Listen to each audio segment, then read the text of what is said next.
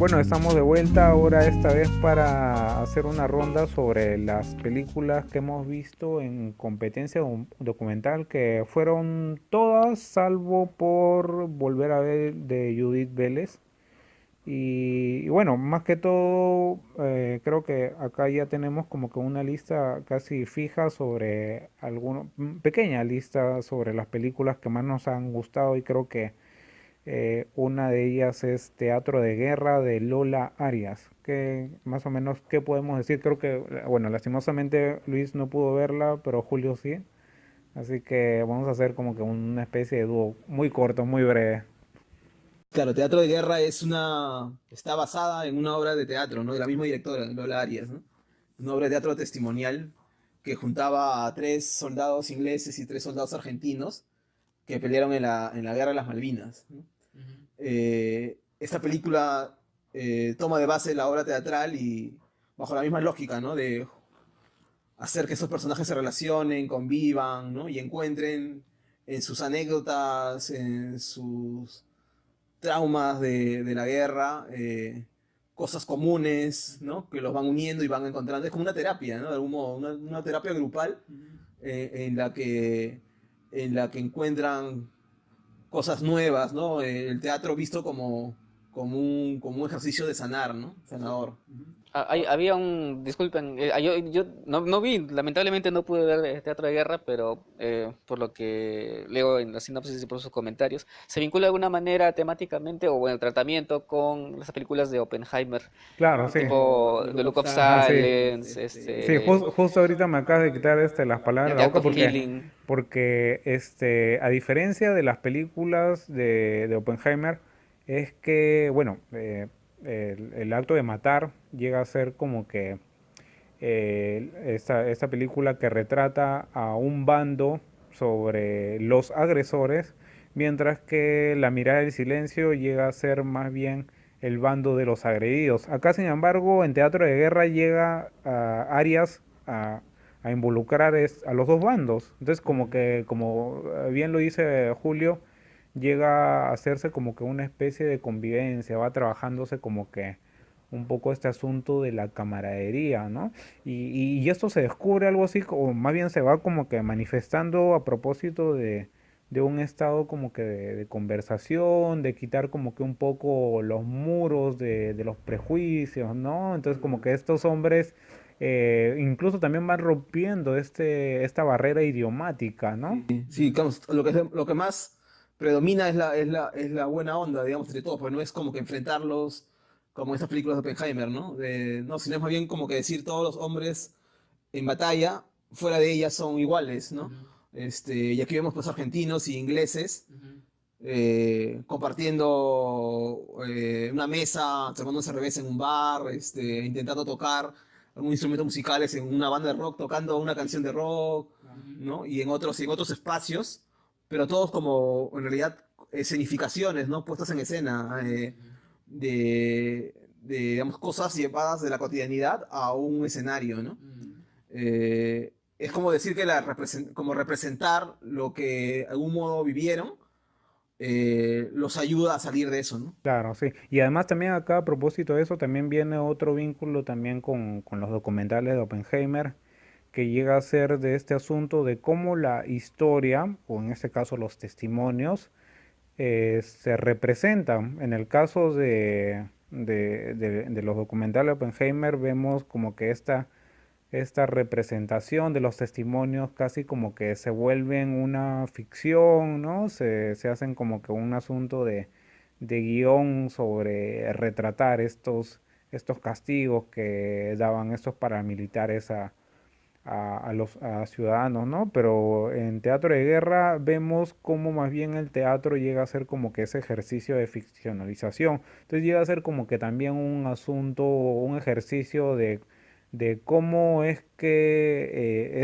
este asunto de la teatralidad acerca un poco más tanto al espectador y tanto también como al bando opuesto sobre lo que vivía el otro, ¿no? En este caso el argentino ve cómo es que el británico veía la guerra y viceversa, ¿no? Entonces como que este llega a ser también como que el lado que llega a ser un poco como que más atractivo de este documental, ¿no? Y esto obviamente se ve muy plasmado, muy bien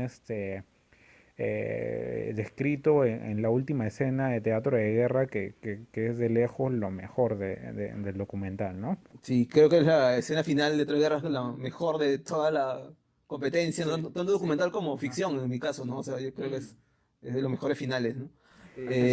Claro. Sí, a ese nivel. Ahora, bueno, otro documental llegaría a ser Robar a Rodán, que es un documental chileno a propósito de un caso insólito en Chile.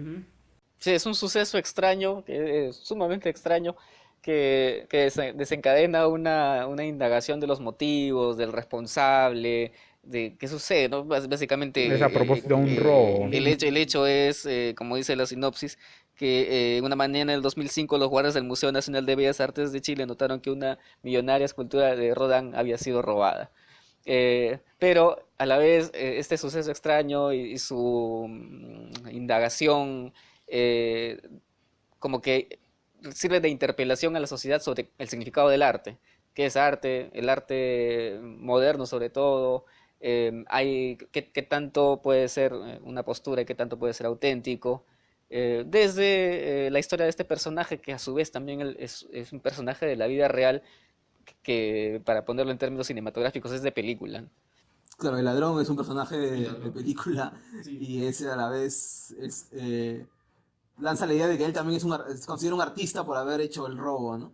Y vamos encontrando ahí, el director es muy hábil, ¿no? No solo plantea esto, no es una película, digamos, es una película a partir del caso del robo, pero que se desarrolló con mucho humor, ¿no? Se En desarrolla el como mucho, muy fondo, es muy divertida, divertida, muy Sí, no, socarrona. hay como que un asunto también un poco de ambigüedad y yo creo que ahí ya tiene que ver mucho cómo es que lo asuma o lo interpreta a su juicio el espectador, que por un lado puede ser sarcástico, pero por otro lado también puede ser de que esté un poco involucrado a lo que es la seriedad que quiere poner este protagonista de este documental, ¿no? Que bueno, de hecho llega a ser también como que a trabajar este punto de cómo el arte puede tener como que ese rasgo de transgresión, ¿no? Y esa transgresión, ¿qué tanto puede afectar a lo que es la ética, ¿no? O la moral de cualquier contexto social. El tratamiento de la noticia también es un aspecto Bueno, interesante de también la la película. ausencia, ¿no? La ausencia como un componente importante, ¿no? ¿Acaso no es tan importante la ausencia como lo que está, ¿no? Hay un discurso Hay ahí dentro sí, un de la misma discurso a partir película. de eso, ¿no? De lo ausente, a partir también de la propia biografía del ladrón, ¿no? Sí, y como la película además está narrada, resulta cautivante, atrapante, porque uno finalmente quiere saber quién fue el ladrón, cuáles fueron sus motivaciones, qué pasó después que lo atraparon. Funciona también Claro, sí, es como una especie un cuento. de policial, ¿no? Como que una crónica policial empieza.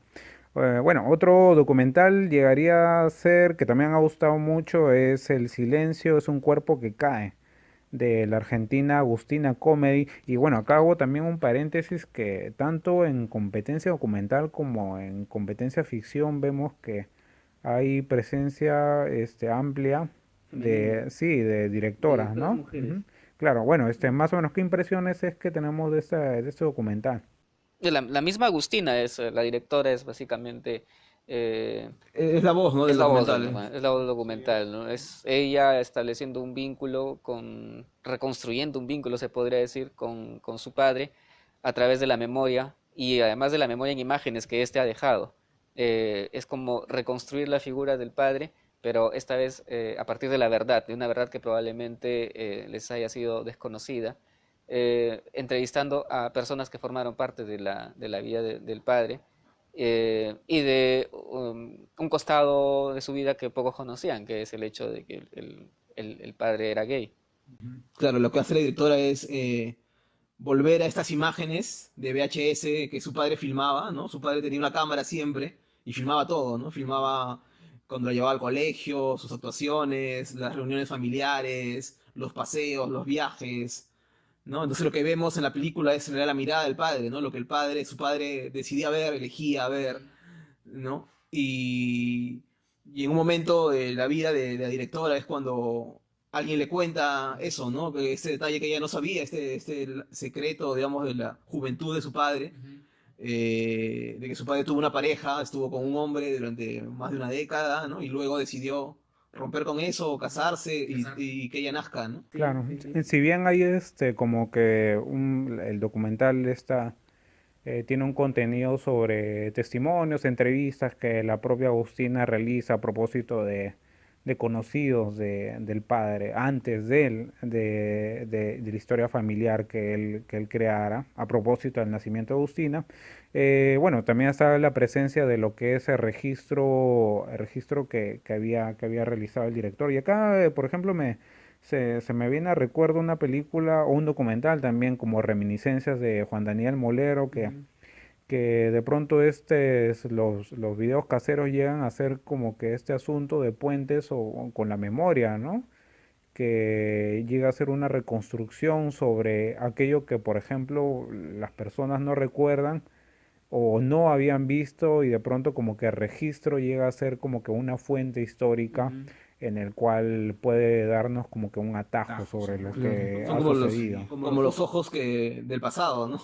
Y además es una especie de elemento para la reconstrucción de tu propia memoria, de tu memoria familiar que finalmente desemboca en tu memoria personal. A ese nivel, además, en El silencio es un cuerpo que cae, un recurso muy bien empleado por Agustina Comedies, que incluso el registro de los personajes en el presente está hecho con la textura de video, de cintas de video que el padre registraba.